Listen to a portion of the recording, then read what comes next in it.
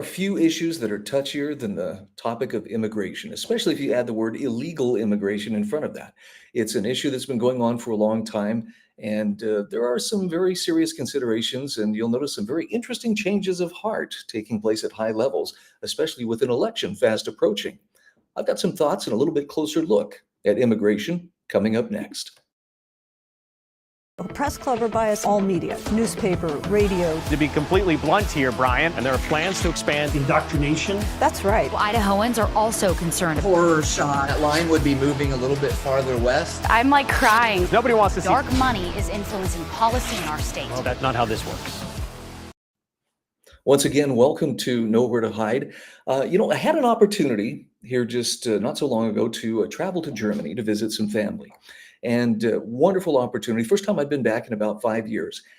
And I was really astonished at some of the things that I saw that had changed in that time. Now, the family members that I were visiting live in a fairly small town. So I don't know. I assume graffiti is probably pretty common in bigger cities, pretty much anywhere you go in the world. That's, a lot of frustrated artists out there trying to get their creativity out there or claim their turf for their gang or whatever.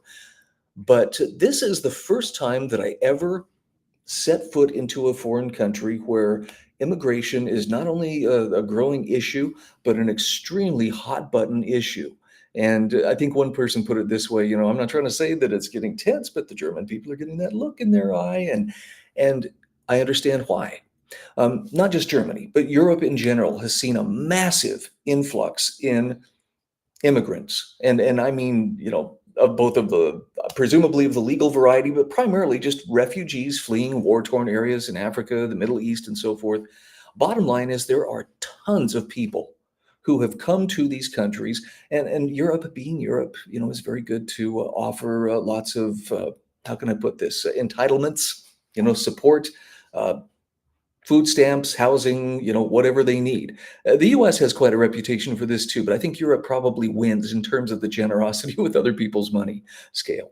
Nonetheless, it was very interesting to see the influence. I've never seen more young men, particularly military age young men, standing around in groups and just, hanging out. Pretty much every train station we went to, every city that you visit, they're there. And that's not to say they're all bad people, but I know that this is a very hot button issue because oftentimes those people who come without regard to, yes, I'm immigrating to a particular country, I want to be a part of that country or part of that culture, when they just come with the expectation that, someone's going to take care of me, it can bring some forced associations that cause real rifts. Case in point, as we were traveling to meet my son in Mannheim, there was a stabbing that took place, and it was an Afghan immigrant who apparently was flipping out. And by the way, you'll be happy to know that in Germany, there's quite the push to demonize anything considered as the far right. Anything that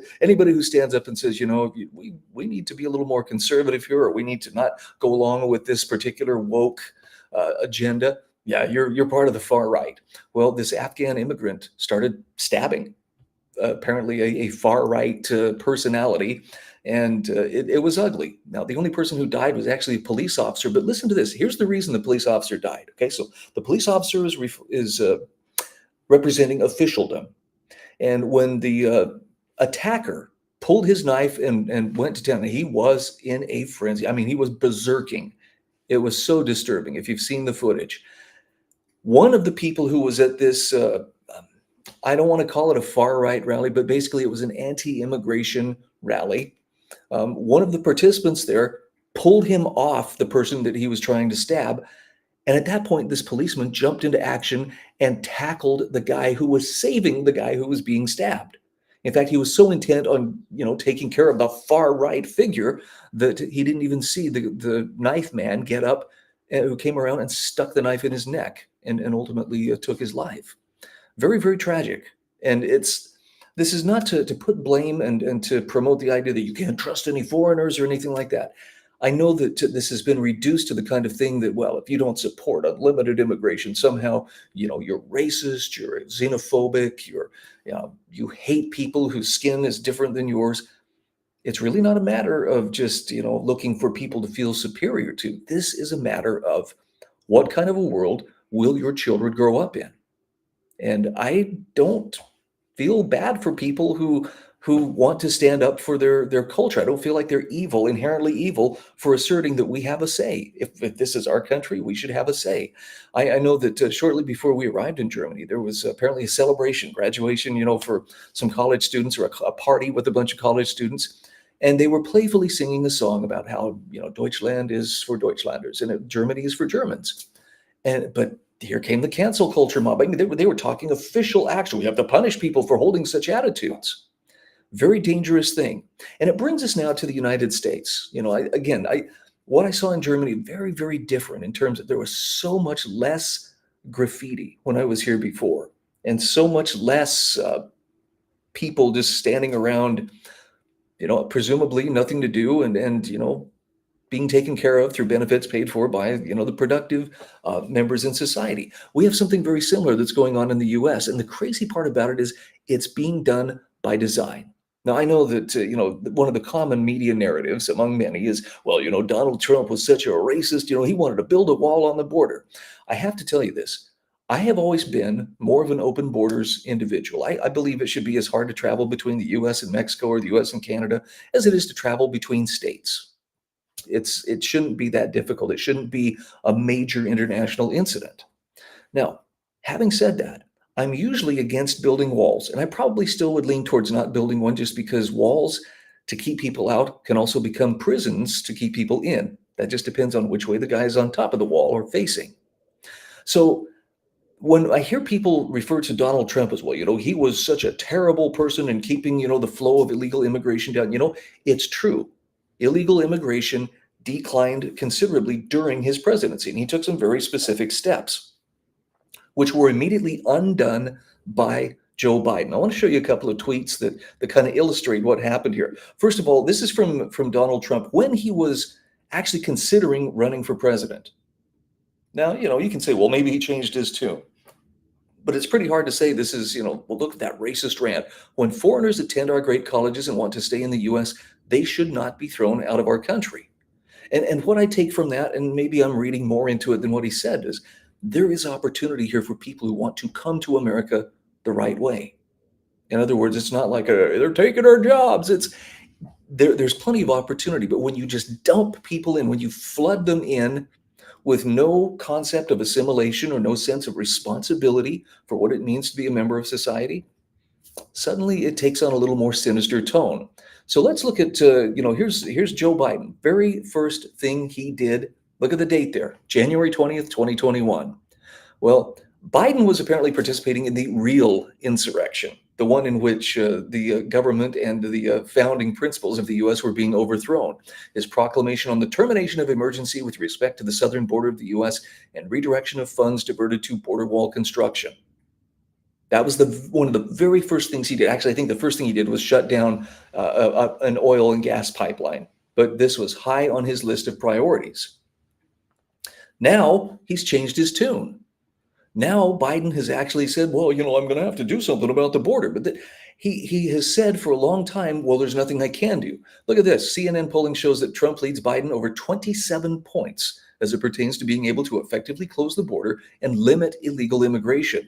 That's why Joe Biden had to embarrass himself after spending 3 years telling us that he cannot close the border and doing a complete 180-degree turn in issuing a useless executive order that will never close the border. By the way, did he not issue some asylum quietly while people's attention was elsewhere last week? Something to think about. I do agree with that last statement too. It's kabuki theater. Flashback, January 2024. Biden says, I have no executive authority to do anything about the border. I've done all I can do. Give me the power. And yet today, with his immigration polling in the tank and an election 5 months away, well, look at that. Suddenly he has the power.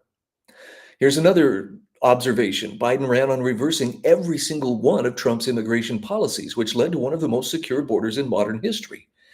Biden signed over 50 executive orders to facilitate this open border. And this was linked to a video of Homeland Defense Secretary Mayorkas bragging in 2022 to doing just that. But now here we are 5 months before a presidential election.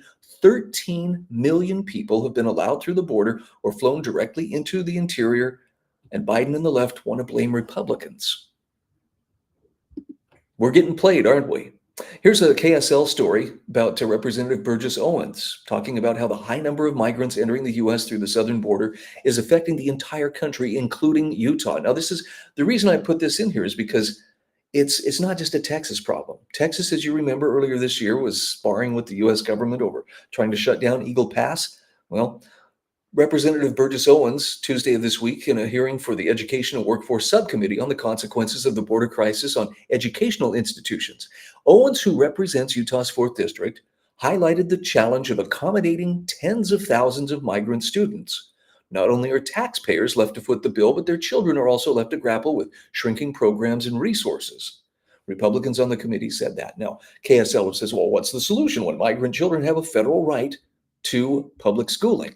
And this, brings to mind the whole concept of, well, the welfare state obviously is like a giant bird feeder. And you shouldn't be too surprised when you put up a huge bird feeder. Oh, look, the birds are coming here. They're flocking here in great numbers. But there's something more that's going on here. And I don't even know, I've heard various conspiracies. Well, if you're going to build an internal army to create chaos, which revolutionaries, and by the way, a lot of the people we're dealing with who are in power right now are Marxist in their thinking, which thrives on revolutionary thinking and actions.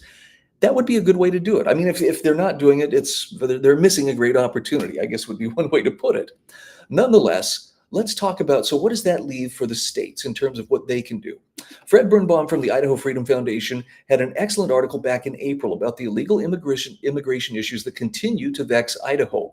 One of the things he talks about here was House Joint Memorial 2, which was passed in the Idaho State Legislature, or almost passed, I should say. It actually failed on a tie vote. Now, this memorial, he says, called for the impeachment of treasonous President Biden because of his border policies, the enactment of the toughest immigration proposal on record, U.S. House Joint Resolution 2, the Secure Border Act of 2023, and only then consideration of the migrants themselves.